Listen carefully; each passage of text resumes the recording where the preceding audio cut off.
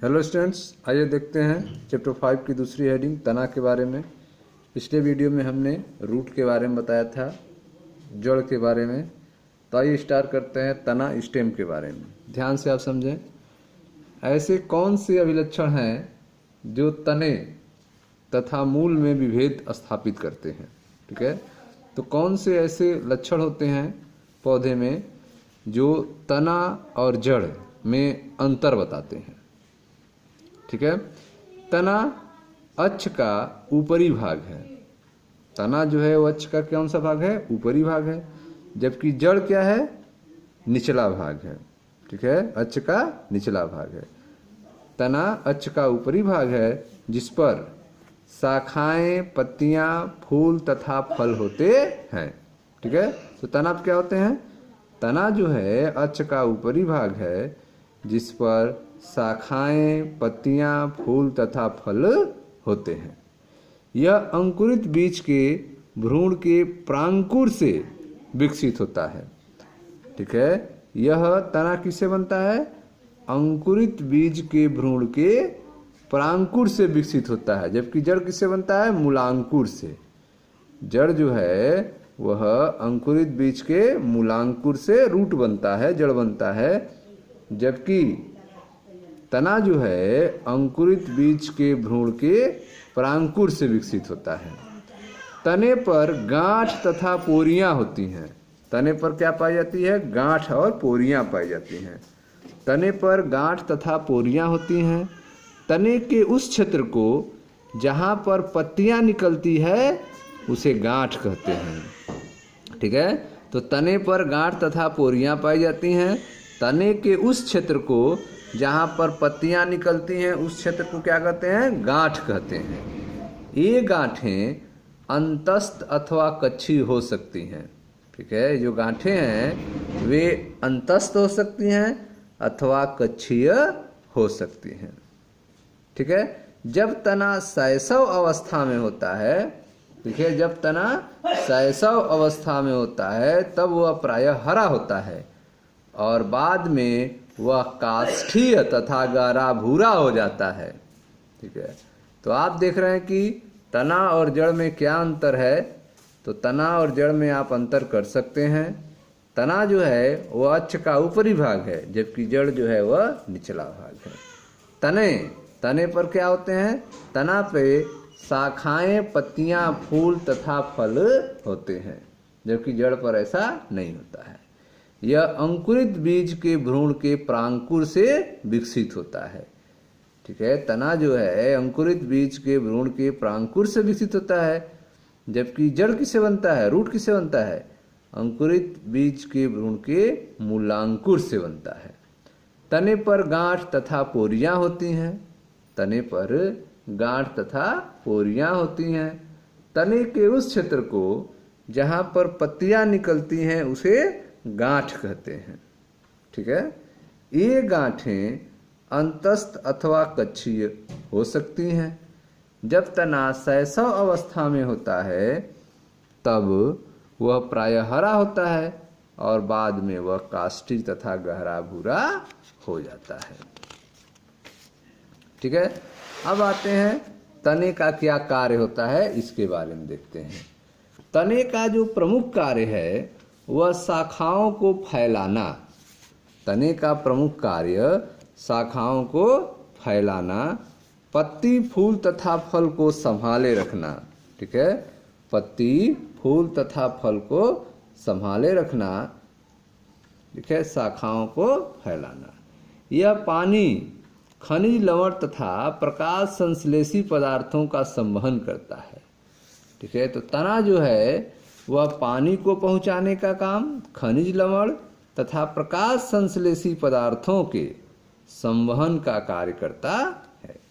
कुछ तने भोजन संग्रह करने, सहारा तथा सुरक्षा देने और कायिक प्रवर्धन करने में भी कार्य संपन्न करते हैं। ठीक है, तो तने का जो प्रमुख कार्य होता है, तने का जो मुख्य वर्क होता है वह होता है शाखाओं को फैलाना, पत्ती, फूल और फल को संभाले रखना। ठीक है, तना जो है यह पानी, खनिज लवण तथा प्रकाश संश्लेषी पदार्थों का संवहन करता है। कुछ तने भोजन संग्रह करने, सहारा तथा सुरक्षा देने और कायिक प्रवर्धन करने का भी कार्य संपन्न करते हैं। ठीक है, तने का रूपांतरण। तो आइए देखते हैं तने जो हैं किस किस रूप में चेंज होते हैं। तने सदैव आशा के अनुरूप प्ररूपी नहीं होते। ठीक है, तने जो हैं वह आशा के अनुसार प्ररूपी नहीं होते हैं, अपना रूप नहीं बदलते हैं। तने सदैव आशा के अनुसार प्ररूपी नहीं होते हैं। वे विभिन्न कार्य को संपन्न करने के लिए अपने आप को रूपांतरित कर लेते हैं। ठीक है, तो तने जो हैं वे अलग अलग कार्य करने के लिए अपने आप को रूपांतरित कर लेते हैं। चित्र 5.6। ठीक है, देखें ध्यान से चित्र को।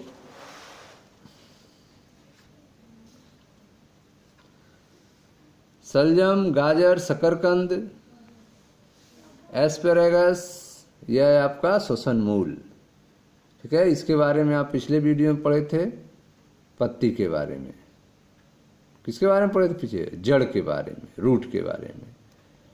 ठीक है, तो वहाँ पर बताया गया था। इसमें आप तने के बारे में देखें तो तना में देखें, पहला जो है संग्रहण करने का काम होता है इसमें। ठीक है, उसके बाद सहारा देने का काम, यह देखें ब प्रतान है जो पौधे को सहारा देता है और यह चढ़ता है आगे। ठीक है, यह तीनों फिगर आप देख रहे हैं, यह भोजन संग्रह करने वाले भाग हैं। यह आलू देख रहे हैं आप, आदि है।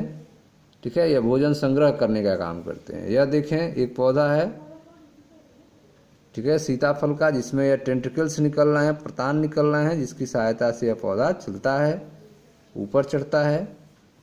ठीक है,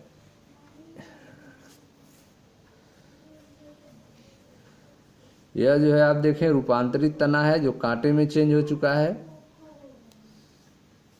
और यह आप देखें गांठ के रूप में विकसित मूल यहाँ पर दिखाया गया है। गांठ के रूप में विकसित मूल को दिखाया गया है। तो तने के अलग अलग कार्य हैं। तने का रूपांतरण में देखें ध्यान से क्या क्या कार्य हैं, देखें ध्यान से। तने सदैव आशा के अनुरूप प्ररूपी नहीं होते हैं। वे विभिन्न कार्यों को संपन्न करने के लिए अपने आप को रूपांतरित कर लेते हैं। आलू, अदरक, हल्दी, जमीकंद, अरवी के भूमिगत तने भोजन संचय के लिए रूपांतरित हो जाते हैं। ठीक है, तो आप देख रहे हैं कि आलू, अदरक, हल्दी, जमीकंद, अरवी के जो भूमिगत तने हैं वे भोजन संग्रह के लिए रूपांतरित हो जाते हैं, भोजन को इकट्ठा करने के लिए रूपांतरित हो जाते हैं। वृद्धि के लिए प्रतिकूल परिस्थितियों के समय ये चिरकालिक अंग की तरह कार्य करते हैं। ठीक है, तो आप देखें कि वृद्धि के समय जो है प्रतिकूल परिस्थिति में ये चिरकालिक अंग की तरह कार्य करते हैं। ठीक है, तो आलू, अदरक, हल्दी, जमीकंद, अरवी के भूमिगत तने भोजन संचय के लिए रूपांतरित हो जाते हैं। वृद्धि के लिए प्रतिकूल परिस्थिति के समय ये चिरकालिक अंग की तरह कार्य करते हैं। ठीक है, तने के प्रतान जो कच्ची कली से निकलते हैं पतले तथा कुंडलित होते हैं। ठीक है, तने से निकलने वाले जो पतले पतले धागे हैं अर्थात तने के प्रतान जो कहाँ से निकलते हैं? कच्ची कली से। तने के प्रतान जो कच्ची कली से निकलते हैं पतले तथा कुंडलित होते हैं और पौधों को ऊपर चढ़ने में सहायता करते हैं। जो प्रतान हैं वे पौधे को ऊपर चढ़ने में सहायता करते हैं। जैसे कद्दू वर्गीय सब्जी में ये पाए जाते हैं। कद्दू वर्गीय सब्जी जैसे घिया, खीरा, तरबूज आदि में, तथा अंगूर लता, वाइन, तने की कच्ची कलियां काष्ठीय, सीधे तथा नुकीले कांटों में रूपांतरित हो जाती हैं। ठीक है। तो आप देख रहे हैं कि अंगूर लता वाइन तने की कच्ची कलियां जो हैं वे काष्ठीय सीधे तथा नुकीले कांटों में रूपांतरित हो जाती हैं। ठीक है। कांटे बहुत से पौधे में होते हैं जैसे सिट्रस बोगनविलिया। ठीक है। कांटे जो हैं वे बहुत से पौधों में होते हैं जैसे कि सिट्रस बोगनविलिया में। ये पशुओं से पौधों को बचाते हैं। ठीक है। कांटे होने के कारण पशु जो हैं वह इन पौधों को खाते नहीं हैं, इन पौधों को चरते नहीं हैं, जिससे पौधे बच जाते हैं। कांटे बहुत से पौधों में होते हैं जैसे सिट्रस बोगनविलिया। ये पशुओं से पौधों को बचाते हैं। शुष्क क्षेत्रों में पौधे, ठीक है, शुष्क क्षेत्रों के पौधे चपटे तने, शुष्क क्षेत्रों के पौधे चपटे तने जैसे ओपेंसिया और कैक्टस में, अथवा गूदेदार सिलिंडराकार, गूदेदार सिलिंडराकार जैसे उफारविया में रचनाओं में रूपांतरित हो जाते हैं। इनके तनों में क्लोरोफिल होता है और प्रकाश संश्लेषण करते हैं। ठीक है। तो आप देख रहे हैं कि सूक्ष्म क्षेत्रों के पौधे चपटे तने अथवा गूदेदार सिलिंडराकार रचनाओं में रूपांतरित हो जाते हैं। चपटे तने किस में होते हैं? ओपेंसिया तथा कैक्टस में। गूदेदार सिलिंडराकार किस में होते हैं? यूफॉर्बिया में। ठीक है। इनके तनों में क्लोरोफिल होता है और प्रकाश संश्लेषण करते हैं। कुछ पौधों को भूमिगत तने, कुछ पौधों को भूमिगत तने जैसे घास तथा स्ट्रॉबेरी आदि नई कर्म स्थिति में फैल जाते हैं और पुराने पौधे मर जाते हैं, तब नए पौधे बनते हैं। ठीक है। तो आप देख रहे हैं कि कुछ पौधे भूमिगत तने, कुछ पौधों के भूमिगत तने जैसे घास तथा स्ट्रॉबेरी आदि नई कर्म स्थिति में फैल जाते हैं, नई कर्म स्थिति में फैल जाते हैं, और जब पुराने पौधे मर जाते हैं तब नए पौधे बनते हैं। पुदीना तथा चमेली जैसे पौधों, पुदीना तथा चमेली जैसे पौधों के प्रमुख अक्ष के आधार से एक पार्श्व शाखा निकलती है।